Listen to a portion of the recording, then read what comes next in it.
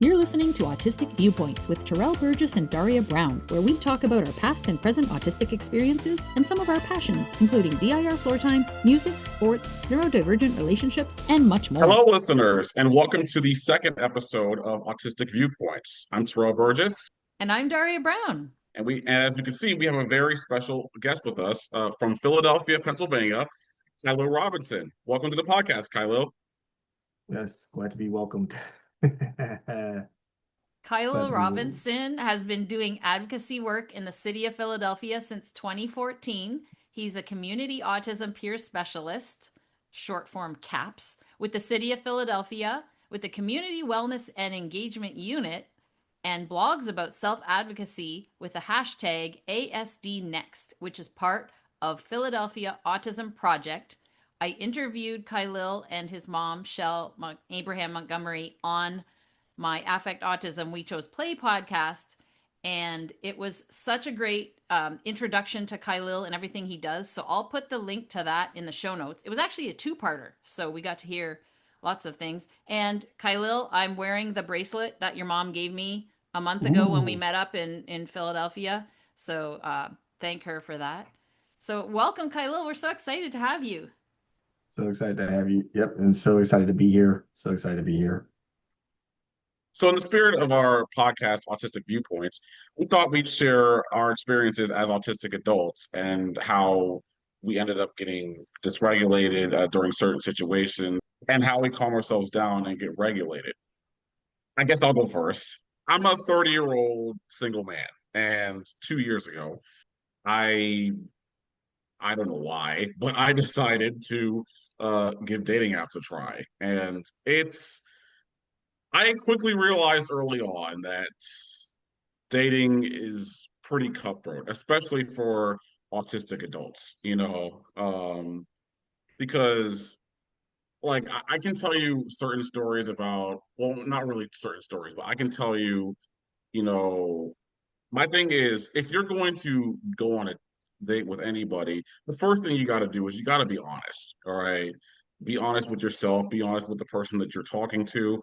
And if they don't like you for you, then it's simple. They're not they're not for you. It's just that simple. But that's not the story I was going to mention. The story I was going to mention was actually it happened recently. So I decided to go to these like signal mixers. You know, when you go to these certain events where certain single people from around the area all come to one specific area and you can mingle and stuff like that. And I will admit, I was a little uncomfortable at first because I didn't know a single soul. Okay. Especially with the theme of this event. It was masquerade. In fact, but yeah, they provided us with one of these, and you know, that way that way the women that are at the event won't be able to see your face, but they'll be able to like have genuine conversations with you. And so the thing is, I felt dysregulated because it was just now crowded areas. Okay, it really depends. I mean, like, because if it's events like this, I kind of sort of feel a little dysregulated um because I'm one you kind of feel a little claustrophobic in the moment, and so like um that was very dysregulating. But I think what caused me to be a little comfortable was the more I got to like em embracing these conversations with these people at these events, it got me to be a lot more like open, and I was a lot more honest with them. And even if you don't like land a date after all this, after that night, I landed a couple of phone numbers, and so I was able to make new friends from going to these mixers. And so and same thing for when you go to a sporting event. In fact, this past weekend, I went to an NC State football game, and I purchased one ticket. I went by myself, but I was able to run into a couple of people that I was familiar with. And I think that's what makes it so, because I was a little dysregulated at first because I was attending a game with a lot of people that I didn't know. Um, but we were all bonded together because we were all rooting for one school, and that was North Carolina State University. I live in Raleigh, North Carolina, and that's where it's located.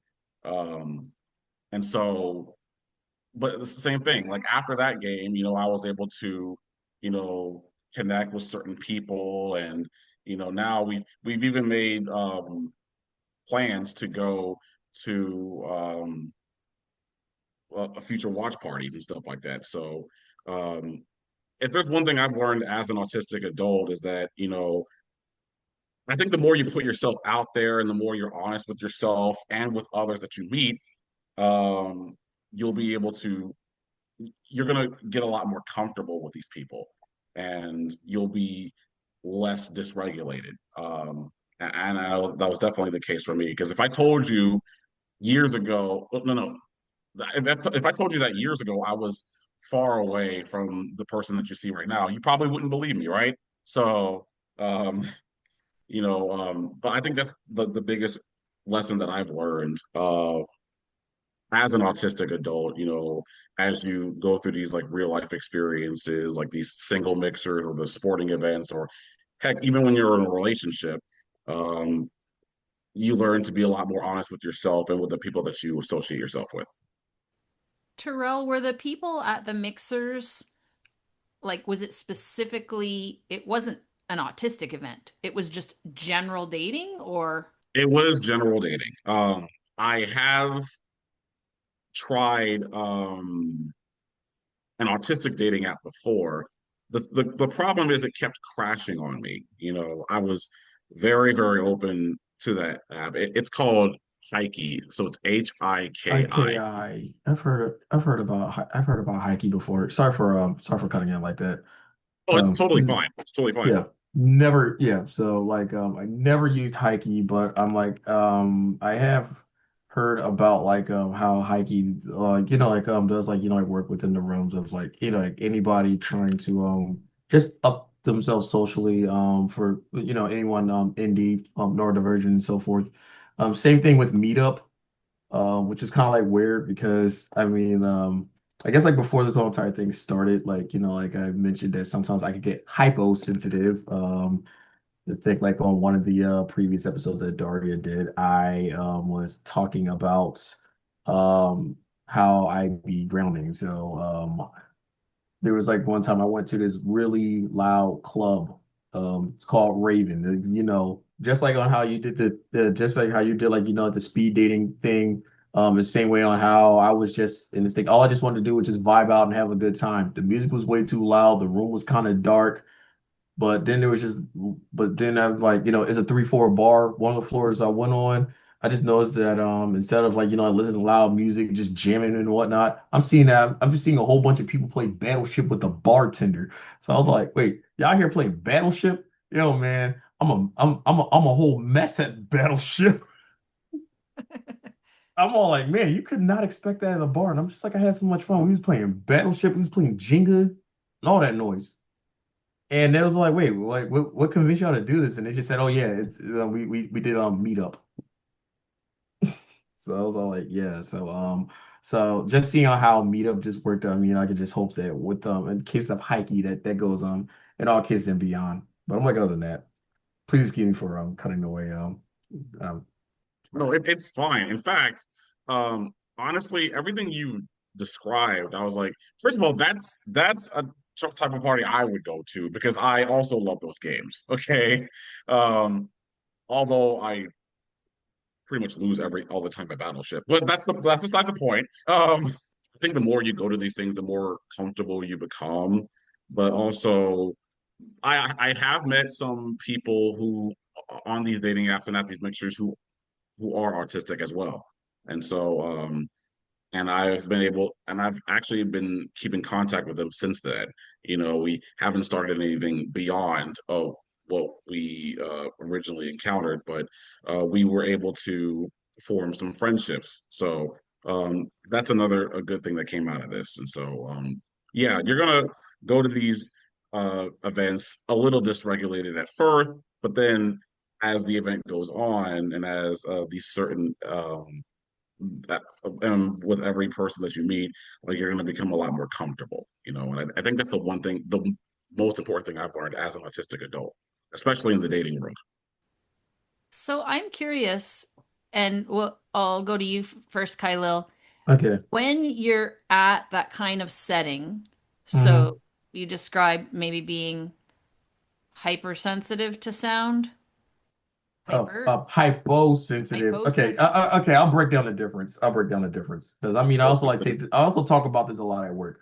So like, when, so when you're hypersensitive to sound, or people just like like touching you or anything, I want the music just be like at a lower like setting. Sometimes I like I want it to kind of like sound like a comfortable hum. But like now, if you hyposensitive, like that's like the equivalent of us like squeezing something. Like if you like try touching something, you like squeezing something. Now, if you want to like do that in cases of like sound or whatever, someone would just be like listening to really loud music and I know like there was just like I know like one other autistic I was like talking to. Her name was Zoe DeRazzi. Like she like kind of she's she does like counseling and whatnot. She's autistic herself. We both was just like saying like our love for like loud music. Like sometimes I'll just like play like loud music on my breaks and just like let that just like, like just like stimulate like my brain. So I know like in the setting that you went to, I did that, but to the max the past 2 weeks. One of my like one of my friends, like not she's not neurodivergent or autistic or anything, autistic as you put it on the last episode, but she just thought it'd be pretty cool to invite me to this event called Sad and Bougie. You have okay, I know it's reference off of the Migos song Bad and Bougie. But instead they're just playing like a combination of like rock and rap. It's really like it's really like it was like like really like a cool setting, and we had it on a boat called the Mashulu. So I feel like I'm just like I feel it feels like like high school prom night. Yet the whole entire audience is like like 30 and whatever, and it's just all like, oh yeah, this is pretty awesome. Had like a blast, like literally blast. You got sound, smoke, and all that just going around the air. But I just like feels though that like like with all the like the pressure and whatnot, it just kind of like makes me like feel like I'm like either like in that party setting or just like like if I need like this or this like like if it ever like feels like itchy, like sometimes I'll just like massage it, and that's kind of like I get from that motioning and whatnot. And then this other event that I like went to, dare I not say it, I'll just like go for the theme, and it's more like video game. It's more like video game and rave. Yeah. Again, I'm not really gonna say the thing because I mean I don't know like what the language barriers like on this, but I will say that I also had a blast at that too, because it's like I really like like the like something where I want to motion around my hands. So if you ever catch me at an event, then it either usually have like fidget spinners, dinosaur like toy dinosaurs, or even heck video games on the side, so it's all like I don't have like that immediate leave because there's nothing else for me to do when I'm just sitting down on the side. So you answered my question because when you said hyposensitive, I know what hypo is, but then I thought you were saying the music was too loud. So I thought, "Oh, does he mean hypersensitive?" So that's where my confusion came in, but I Oh, know a lot of autistic people love like I love going to a club only if it's music that I like and hearing that loud music, and I used to be a DJ, so mhm. I love going and I love dancing and feeling that energy. But did you want to say anything about what I just said before I ask Oh you the yeah, next question? Because I have a question. yeah. So I did, yeah. So even in that, yeah. So like even in that setting, yeah. So even in that setting when I was at the place, like yeah, like those are like kind of like my two kind of like things. I love video game music. I love like like 90s like hip hop R&B and yeah. And yeah, and like in some cases like like I'm like low like lo-fi orchestral and jazz, but I'm like this one was just all my excite themes. like again like metal music from video games and just like just yeah, just like borderline party music. So it definitely kind of like just like fit the flow. Like I mentioned before, one of my friends from Delaware. I'm from Philly, by the way, and just kind of like just thought that hey you should check this out. So I was like, all right, bet let's do it. So, can you just describe a little bit more about the craving the sound, but at the same time it was too loud? Okay, so no, like in this case, yeah, like I was definitely kind of like, like craving that sound. So like as you mentioned before, you're a DJ who really likes who really likes, like when music is loud when it comes to your setting. And that's how I feel as though like on how I drive because because I've because I'm like, all right, so I started driving around like at like 2021 and wrote a whole entire blog about it. Like, I took this like as a really big deal. Because I feel as though like whenever autistics, especially in Philadelphia, whenever they talk about like two things that just like really should be talked about is either between driving, because someone like to like travel outside of their house without their parents and dating.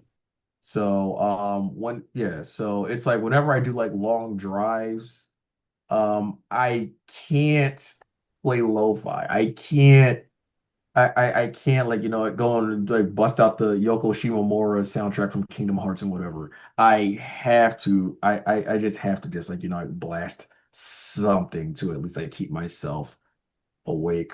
I had to because it's like again if I was to hypothetically like for example last year. I think this is like one of my longest drives ever. Like I will not go to New York, which is like 3 hours away from Philly, because that traffic is weird. I will always take the train. But even when I was at the ICDL conference, we flipped a coin. We hoped that my mom and I was gonna see who actually like win. But then after that, it was like, why flip a coin where you could just like point the finger and get my stepfather to do it. But North Carolina, that was a drive I did by myself, and that was a very soothing drive. That was a very soothing drive. It took 8 hours to get there. So yes, you kind of like see where my mentality is. I would rather do an 8 hour drive to North Carolina than to go even an inch near New York. It could be across the street, and you're not convincing me to drive over there. I'm the same. If Hmm. I drive a lot, my Hmm. parents live 3.5 hours away. I'll bring my son for the weekend. Right. Or if we drive to Montreal, that's about 6 hours away. A couple of times we've gone to Ottawa, it's about 5.5 hour drive, whatever. And of course, depends on traffic. Like I'll be good for a while, but when my Hmm. energy goes down and I'm start to get sleepy, because Hmm. I I did a little fun poke at Turrell for nodding off last episode, but Oh yeah, I that saw that. happens to me all the time. No, I got in trouble in graduate school for falling asleep and nodding off during class because I think I need to move or be doing something to stay regulated. Like I'm always busy doing 50,000 things. So if I drive, Right. whenever my son's in the car, it's always his music. And Khylil met my son a few weeks ago. So, Hmm. Mario Kart soundtrack music. Sometimes he still likes to hear some of the old shows that he liked, like Thomas and Train's songs, but not Hmm. so much anymore because he is 16 now. He's mostly likes all the different Mario Kart music, and I get tired and I'm like, I'm sorry, it's time for mama music, or I'm gonna fall asleep. And then like I'll be like with the Yeah. heavy club beats. Otherwise, I'm gonna fall asleep while I drive. But I get that because I went to a concert a month or so ago.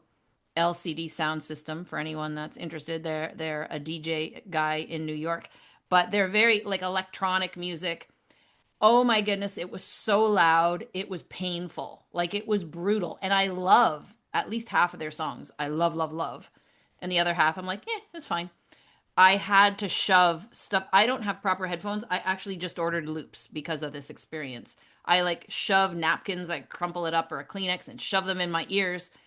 And then I feel like I can't really hear the good quality music, but at the same time, if I take them out, it's like way too loud. So I think I relate with what you're saying, Khylil. And I know Turrell was nodding too about the music thing, but, and we Yeah. can go back to it. But what I did want to ask, when you go to an event or a club or whatever, do you think that having the game, like the Battleship game or the Jenga game or whatever, because I know there's a lot of board game clubs around the Toronto and Greater Toronto area that have become very popular, where people go out and they play board games or whatever.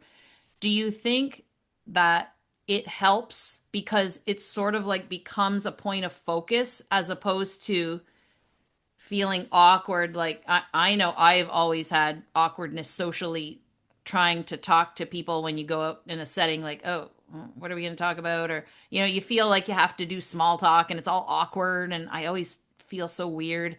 And I just want to come out and say things directly, but then that might seem weird. And so if you're focusing on a game, it's a easier way to socialize with people. Do you guys have that experience?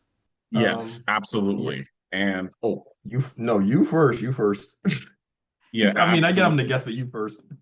Yeah, yeah, absolutely. Because, in fact, when I was 6 years ago on my 24th birthday, actually, me, my sister, when she was still living in North Carolina, and our friends, we went to a bar slash arcade called Boxcar.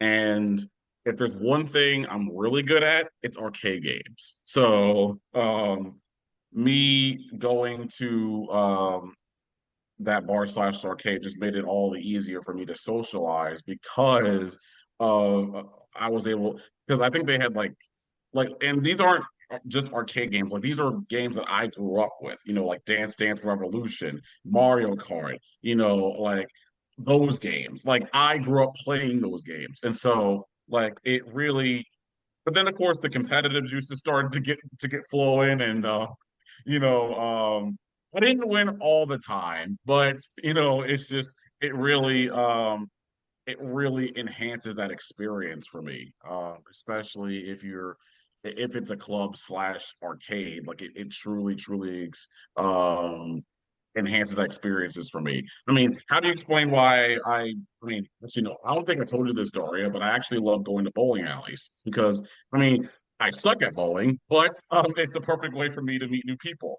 And not only that, every bowling alley that I've been to has an arcade. So, and they have pool tables, like two things I'm familiar with. So, like going there, like you can actually meet new people, and get yourself regulated again. And so, like, it's just, I think that's a perfect way for me personally.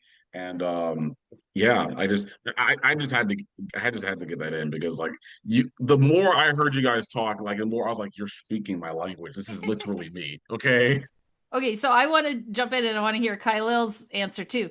Um, so Yes, I please. was probably Gen Zero for video games because, you know, I Yeah. grew up in the Yeah. 70s and then 80s. So I loved Ms. Pac-Man, Pac-Man, and Centipede. Those are like, and we would go to the arcade and I was like 11 years old and my mom would give me the quarters and I'd just keep playing and playing and it was the greatest thing ever. And we had this place called Captain Carnival where I had my birthday when I turned 13 and it's like a big arcade and it had all the fun things. It's sort of like a Chuck E. Cheese, or I don't know what you guys have that's similar, but like you described, Kylo. But Right. there is a bowling alley in my hometown of Windsor, Ontario, where I've been bringing my son when we go to visit my parents. And I was surprised when, because we've gone during the daytime and I've all met cousins there and whatever, and they have kids, so they bring their kids and we all bowl. My son loves going bowling. But we went in the evening once and it's like party central. There's like all Oh. these groups of people in their 20s and 30s and like hanging out with their friends, and they're like serving alcohol and food, and everybody's bowling, and it's like nightclub. So it's like the lights are down, the like, you know, colored lights flashing, and like the music's cranked, and they're playing a lot of 80s music that I grew up with. And so it was really interesting to see that it's turned into that. What was my generation is roller skating.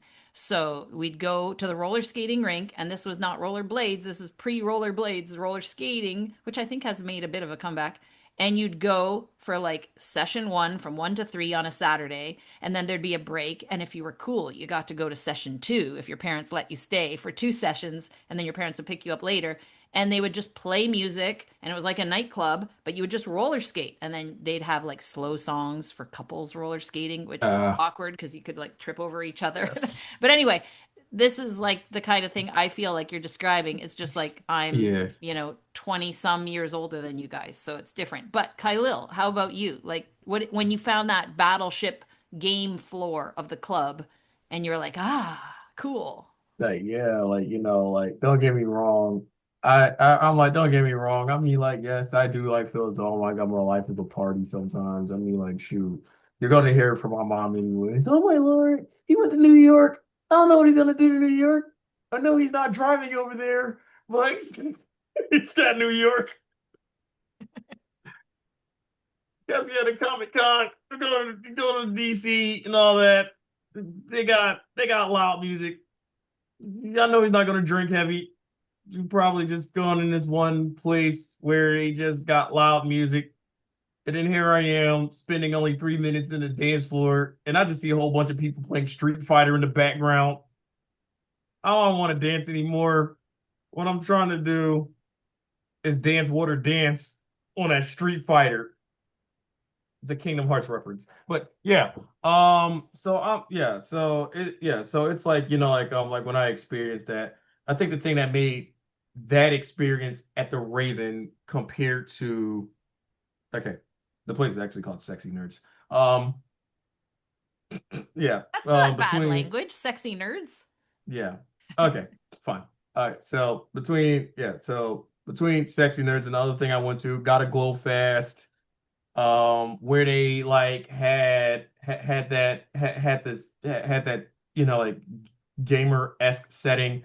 The music was always loud. The music was always loud. You couldn't find you couldn't like find anything because smoke was always the theme. Like smoke was always like the theme around it. But it was like when I was just like again like at this moment at the Raven, the lights were actually on to a certain extent.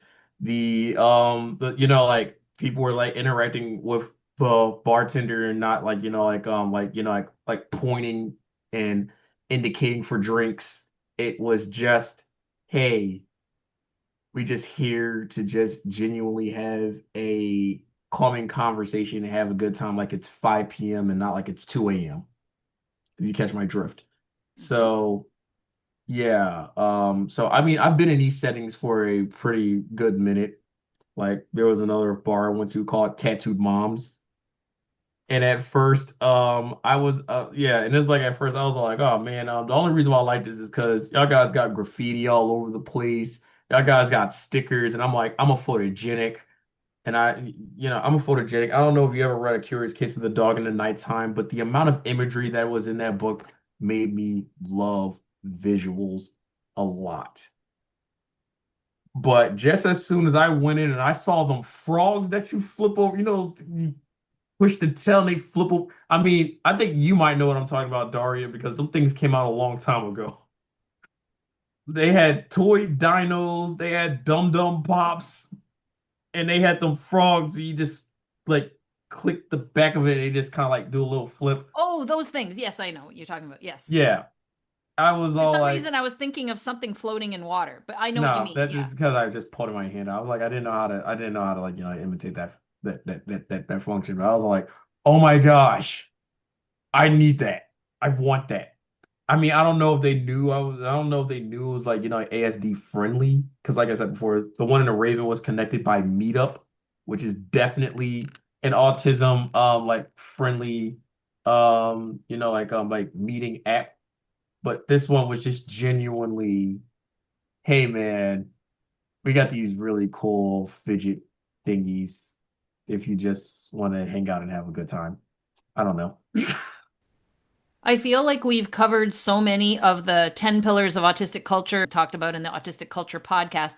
So I'm going to Right. put a link to that in the show notes if people are curious about what the 10 pillars of autistic culture are. But, you've Hmm. mentioned the stimming stuff, the thing that, like anyway, there's so many different things. Coming on episode 3. Anything else that either of you wanted to share about that stuff? You know what? I was gonna say, you know what else? As an autistic adult, you know what else? Kind of brings me out of my shell as well. Food. Daria, I think I told you that I'm uh an adventurous foodie and I like to try something new. So, um, I would often drive to whenever I don't feel like I cook a lot, but whenever I don't feel like cooking, I drive around the area looking for different restaurants to eat at, and most recently there was a new chicken restaurant called Dave's Hot Chicken that was built about a few miles from where I live. It's apparently a California hot chicken chain, so it came here to Raleigh. So, but not only that, but that's not the only restaurant I got to go to. I got to visit like several restaurants and even restaurants that are like well known, not just in Raleigh, but even on Food Network. In fact, um, I'm not even lying. Like one time, someone tried to recommend a cheesesteak, and you know what I said? No, I would rather fly to Philadelphia and get one of those cheesesteaks. Like, because that's how serious I am about Philly cheesesteaks. Okay, and so yes, yes. So, but but I've also been to several cities that have amazing food, and you get to like connect with those people. And in fact, there's actually, Khylil, there is one restaurant in Philadelphia that I want to go to. I know it's pretty expensive though. It's called Budokan, and I don't know, and I know it's pretty expensive, but it's. But I've heard a lot about that restaurant in Philadelphia, and Right. again, Philadelphia has a lot of great restaurants. So, it's just. Yeah. But I feel like going to these new restaurants and going and trying new things and meeting new people while you do it, I think that's another perfect way to socialize as an autistic adult. So I'm curious because you're saying you go to all these things and you get to socialize. I'm thinking like because okay, I want to talk about the food thing for sure. But Mhm. if I go to a restaurant by myself, like who am I going to talk to besides a waitress? How are you meeting people? I typically sit at the bar, Oh, and that's why. Okay. um, yeah, so that's how I'm able to meet people. I typically sit at the bar, and at the bar, there's a lot of people there, and then I just socialize with them. Conversations start. Yeah.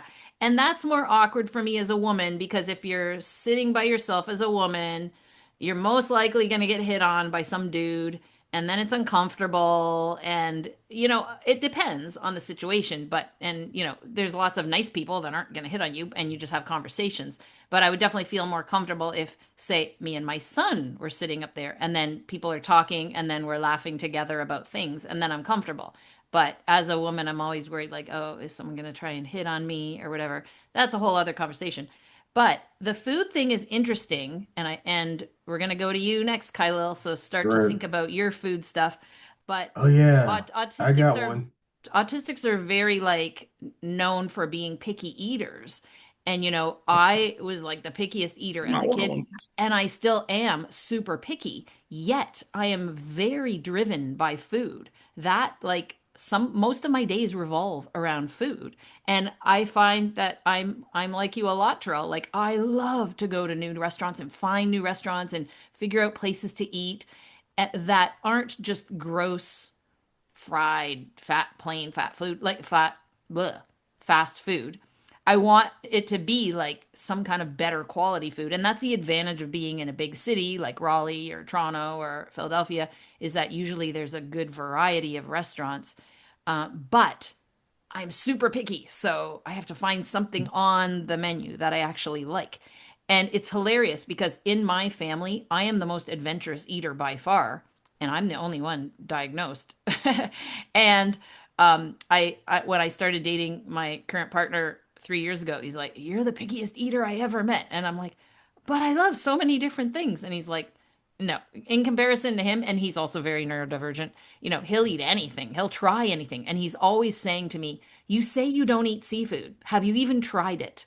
And then he forced me to have a bite of his walleye fish. And I was like, okay, I guess it's not that bad, but it's the idea of it that creeps me out. Seafood. I can't even think of trying it. And it's weird. But Kind yes, of took offense to that because I love seafood. So I know, I know. So what's your food experience, Kylo? So my food experience. All right, I'm also gonna take a small jab at last week's episode too. You see, none of y'all haven't met me when I was stocky. Yeah, that's Oh, right. we were talking about weight. That's right. That's right. ouch. We Yeah, were, yes. yeah. So it was all right. So it's like, like I guess like what they call the autism diet. I'm always out here getting chicken fingers and all that. So my mom My would be all like, favorite thing to "Nah, order, man, chicken you fingers you and really out here fries. getting chicken fingers, man. You need to step your game up." So you know what? I Chicken kind of fingers did, and and that's why I was fries. like, anytime I Comfort. go to any restaurant, I'm always getting chicken Alfredo instead because it got the same thing. But then after that, I think the game changed when she showed me what some shrimp was. So I was all like, "Oh, snap. So I could get the shrimp fried, or I could get the shrimp in my Alfredo." No, that's kind of nice. I'm not gonna lie. That's kind of nice. Like I like that. Like I really, really like that.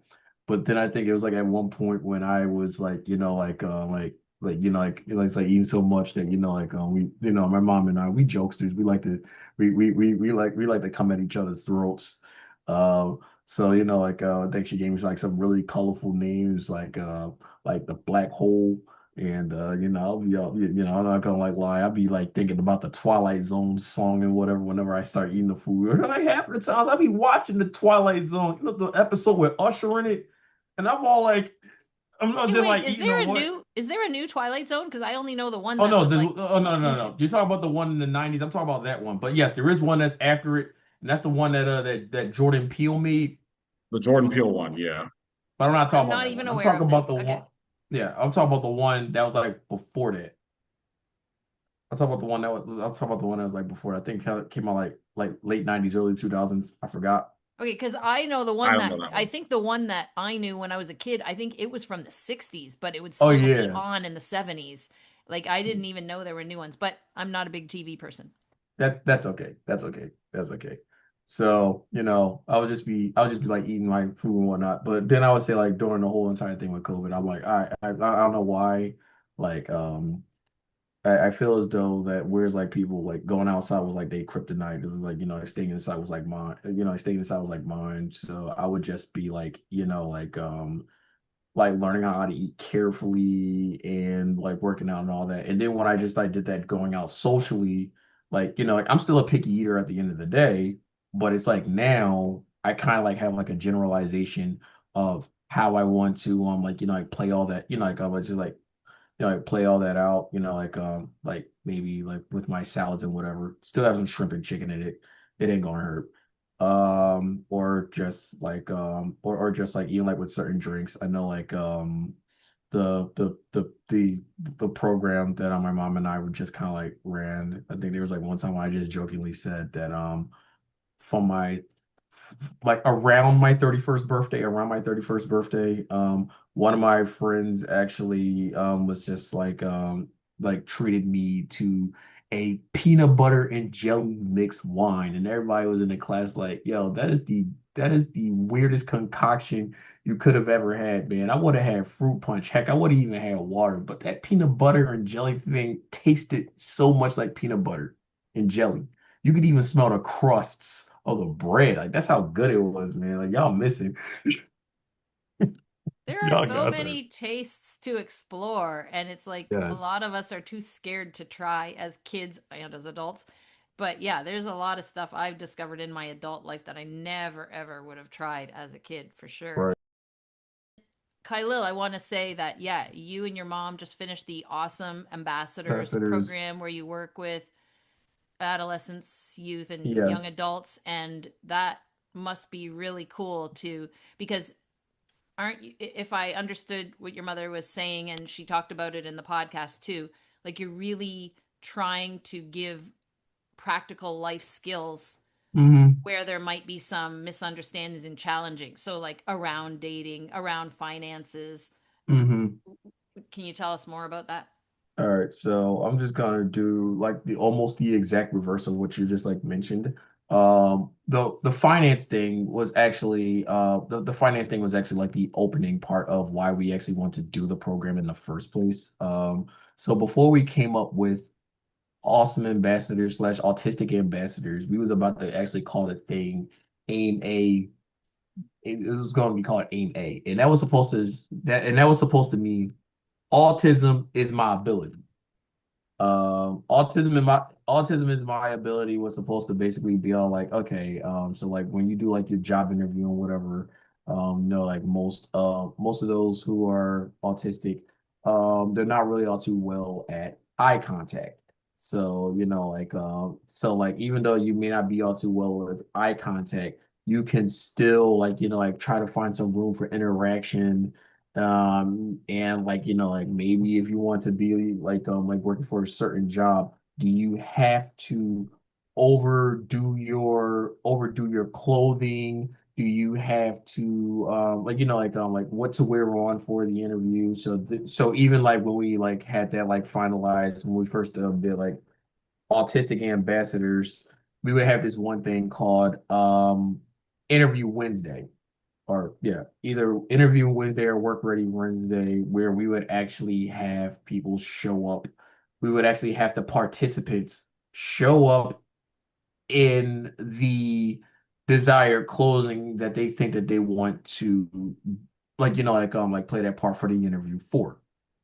And like, maybe if somebody want to be a model or whatever, instead of wearing like a three-piece suit or whatever, you could just like simply wear on a dress and just say, hey man, my goal is to, I guess, like create this such and such fashion statement and whatnot. And even though and like, like not really like talking about your faults as much, but if there is any room into, I guess, like growing, like, just like saying maybe if they're okay with you being like autistic and so forth, then add that in. Then the other thing I believe you mentioned, like, like before that was the socializing like piece. We didn't really like talk about dating as much, but one thing I can say when it came down to when it came down to the socializing piece is when we actually like, like finalized our thing from aim A to also to well still autistic ambassadors is that we would actually either use therapeutic games as a form to continue a conversation or even do like some activities where I guess my mom like did this one thing with my sister called fast forward, because I don't know, I guess my sister is like by the way, also much like to Turrell in the last episode, she's younger than me by 3 years, but it's like, like I feel as though like between like my siblings and I she carries, she carries like no other. Um so China, if you're watching this, shout outs to you, sis. So yeah, so I was just like saying, say it or yeah, all right, so before I get to say it or swallow it, fast forward would be like, okay, so if you're about to like do something that's in the heat of the moment, do you think this is going to work or not? And if so, what would you do before you get to that point? And it does like, it kind of like give others that idea on like what to do next. So like, it just kind of like keeps someone on their toes. And then the other thing, like I said, there's like this small activity that we had, well, now during our awesome ambassadors, jokingly spelled AUSOME.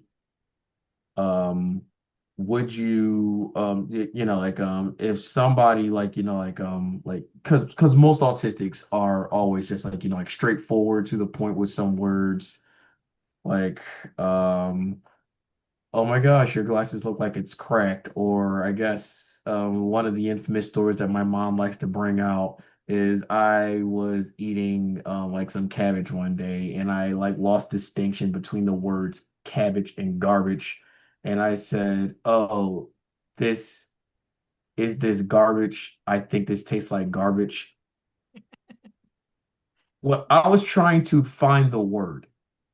My mom thought I was insulting my aunt, and my aunt felt insulted because she thought I called the cabbage garbage, when to me, both the words cabbage and garbage sounds the same.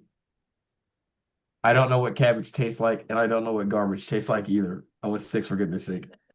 So it's like, again, stuff like that involving say it or swallow it. Like, if you think, like, it might have not been wrong or right, but hey, would you say that the next time, or would you have to get rid of that? So Like, really yeah. coaching about restraint, because a lot of autistics are ADHD, and with Hmm. that ADHD component comes the impulsivity and, in the moment, spur of the moment, saying what you think without thinking first, and those Hmm. kinds of things. So really, I love your mom is just amazing. Yeah, I love how she described all of that too, where, think ahead, like, is this going to serve you, or is this something you might regret, and what can you learn Hmm. from it? Yeah, you guys are amazing, the work that you guys do. I love it. Yep.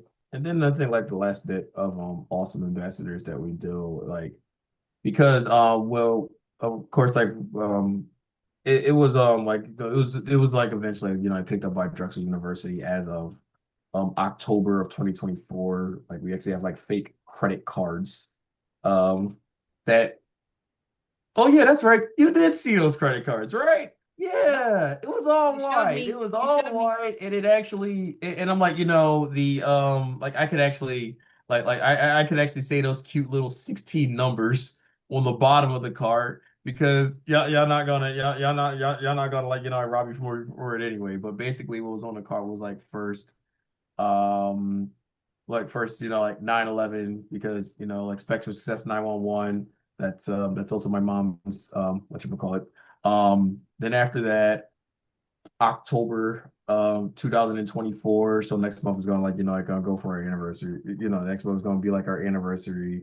And then just like after that, the location of the building, and after the location of the building would be like my birthday, but the day after my birthday, since she thought it was on the 23rd, when really it was on the 22nd. But then she bounced herself back by saying, oh, no, no, no, no, it's my nephew's birthday, which is on another day, on the 23rd instead of on the 22nd. You see, like, that's how I'm saying, man. That's how our thinking juices go.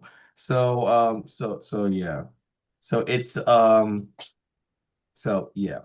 It's pretty, yeah, like, it's pretty cool. Like, it's pretty cool that we even just, like, do things like that. Like, and even then we have like our collaborators, like, we've been doing Tai Chi over there, we've been doing art over there, we've been using music as a way of, like, like, mental healing. Because I mean, like, again, like Drexel, like, it had us involved in this program called the Community Wellness Hub.